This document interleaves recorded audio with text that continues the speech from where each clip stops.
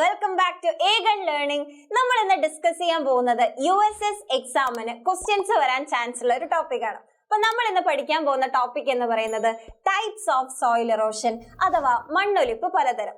അപ്പൊ ഭൂമിയിൽ ജീവന്റെ നിലനിൽപ്പിന് വളരെ ഇമ്പോർട്ടന്റ് ആയിട്ടുള്ളതാണ് മണ്ണ് എന്ന് പറയുന്നത്. ഈ മണ്ണിലാണ്, ഈ സോയിലാണ് എല്ലാ ഹ്യൂമൻ ബീങ്സും, എല്ലാ പ്ലാന്റ്സും, എല്ലാ ബേർഡ്സും, എല്ലാ ആനിമൽസും എക്സിസ്റ്റ് ചെയ്യുന്നത്. അപ്പൊ മണ്ണ് എന്നത്, സോയിൽ എന്നത് വളരെ ഇമ്പോർട്ടന്റ് ആണ് ലൈഫിന്.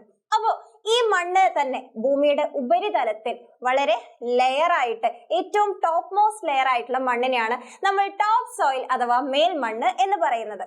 ഈ മേൽമണ്ണ് തന്നെ പലതരം കാരണങ്ങളാൽ, എന്തെങ്കിലും ഒരു റീസണാൽ ഇത് മേൽമണ്ണിങ്ങനെ ഒലിച്ചു പോകുന്നതിന് നമ്മൾ എന്ത് പറയും? നമ്മൾ സോയിൽ ഇറോഷൻ അഥവാ മണ്ണൊലിപ്പ് എന്ന് പറയും. അതായത് displacement of upper layer of soil എന്നതാണ് മണ്ണൊലിപ്പ് അഥവാ സോയിൽ ഇറോഷൻ. ഓക്കെ, അപ്പോ ഈ സോയിൽ ഇറോഷൻ തന്നെ പല ടൈപ്സ് ഉണ്ട്. പല കാരണങ്ങളാൽ ഈ സോയിൽ ഇറോഷൻ തന്നെ പല ടൈപ്സ് ഉണ്ട്. അപ്പൊ നമുക്ക് ഫസ്റ്റ് ടൈപ്പ് നോക്കിയാലോ. ഫസ്റ്റ് ടൈപ്പാണ് ഷീറ്റ് ഇറോഷൻ അഥവാ പരന്നൊലിപ്പ് എന്ന് പറയുന്നത്. അതായത് പേരിൽ തന്നെ ഉണ്ട്, ഷീറ്റ് ഫോമിലാണ്. അതായത് വളരെ ലാർജ് ഏരിയാസിലൊക്കെ, വളരെ വിസ്തൃതമായ സ്ഥലങ്ങളിലൊക്കെ എന്ത് സംഭവിക്കും? ഈ മണ്ണ് വളരെ ഷീറ്റ് പോലെ മഴയോ എന്തെങ്കിലും വെള്ളത്തിന്റെ ഇത് കാരണം ഒലിച്ചു പോകും. ഇതിനാണ് ഷീറ്റ് ഇറോഷൻ അഥവാ പരന്നൊലിപ്പ് എന്ന് പറയുന്നത്. അപ്പൊ ഫസ്റ്റ് ടൈപ്പ് ആയിരുന്നു ഷീറ്റ് ഇറോഷൻ. സെക്കൻഡ് ടൈപ്പ് ഏതാണെന്ന് നോക്കിയാലോ. സെക്കൻഡ് ടൈപ്പാണ് ഗള്ളീസ് അഥവാ ഗള്ളികൾ. അതായത് ക്ലേഡ് സോയിൽ, കളിമണ്ണ് പോലെയുള്ള മണ്ണിലൊക്കെ എന്ത് ചെയ്യും? റണ്ണിങ് വാട്ടർ, അതായത് വെള്ളത്തിന്റെ കുത്തൊഴുക്ക് കാരണം അവിടെ വലിയ വലിയ ഗർത്തങ്ങൾ ഫോം ചെയ്യും. വലിയ വലിയ ഗർത്തങ്ങളും ചാലുകളും ഫോം ചെയ്യും. അതായത് ഡീപ് ചാനൽസ് ഫോം ചെയ്യും. ഇതിനെയാണ് ഗള്ളീസ് എന്ന് പറയുന്നത്.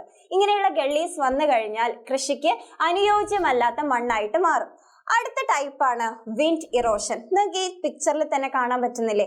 ഈ പിക്ചറിൽ കണ്ടേ, വളരെ ചെരിഞ്ഞ ഒരു പ്രദേശം. ഓക്കെ, ഇങ്ങനെയുള്ള ചെരിഞ്ഞതോ അല്ലെങ്കിൽ പരന്നതോ ആയിട്ടുള്ള പ്രദേശങ്ങളിൽ മേലെ ഇളകി കിടക്കുന്ന മണ്ണ് എന്ത് ചെയ്യും? കാറ്റില് പാറിപ്പോകും. അതായത് കാറ്റില് നഷ്ടപ്പെട്ടു പോവാണ്. ഇതിനെയാണ് നമ്മൾ വിൻഡ് ഇറോഷൻ എന്ന് പറയുന്നത്. ഓക്കെ, ലാസ്റ്റ് ടൈപ്പാണ് ബാഡ് ലാൻഡ്സ്. അതായത് ഇങ്ങനെയുള്ള സോയിൽ ഇറോഷൻ കാരണം, മണ്ണൊലിപ്പ് കാരണം കൃഷിക്ക് അനുയോജ്യമല്ലാതാകുന്നു. ഇതിനെയാണ് നമ്മൾ ബാഡ് ലാൻഡ്സ് അഥവാ അയോഗ്യ ഭൂമി എന്ന് പറയുന്നത്. ഇത് കൂടാതെ മറ്റു രണ്ട് ടൈപ്സ് ആണ് റിൽ ഇറോഷൻ എന്ന് പറയുന്നത്.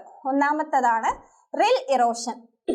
ഈ റിൽ ഇറോഷൻ എന്ന് പറഞ്ഞാൽ ഈ മഴ പെയ്തിട്ട് ചെറിയ ചെറിയ നീർച്ചാലുകൾ ഫോം ചെയ്യുമല്ലോ, വെള്ളം ഒഴുകാൻ വേണ്ടിയിട്ട് ചെറിയ ചെറിയ ചാനൽസ് ഫോം ചെയ്യും. അവിടെയൊക്കെ കുറച്ച് കഴിഞ്ഞാൽ ഈ വെള്ളമൊക്കെ ഉണങ്ങിക്കഴിഞ്ഞാൽ എന്ത് ചെയ്യും? ഇതിങ്ങനെ കട്ട് പോലെ ഇങ്ങനെ എന്തുണ്ടാവും? മണ്ണിലുണ്ടാവും. ഇതാണ് റിൽ ഇറോഷൻ അഥവാ നീർച്ചാൽ മണ്ണൊലിപ്പ് എന്ന് പറയുന്നത്. അടുത്തതാണ് stream bank erosion. Stream bank erosion നിങ്ങൾ കണ്ടിട്ടുണ്ടാവും. ഈ പുഴകളുടെ ഒക്കെ സൈഡിലുള്ള മണ്ണ് ഇടിഞ്ഞു പോകുന്നത്. ചെറിയ ചെറിയ പുഴയുടെ ഒക്കെ സൈഡിലുള്ള മണ്ണ് എന്ത് ചെയ്യും?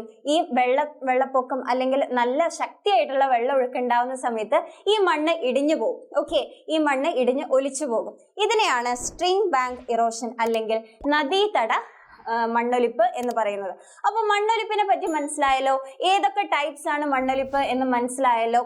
ഓക്കെ, സെറ്റ് അല്ലേ? അപ്പൊ നമുക്ക് അടുത്ത ടോപ്പിക്കുമായി വീണ്ടും കാണാം. ബൈ.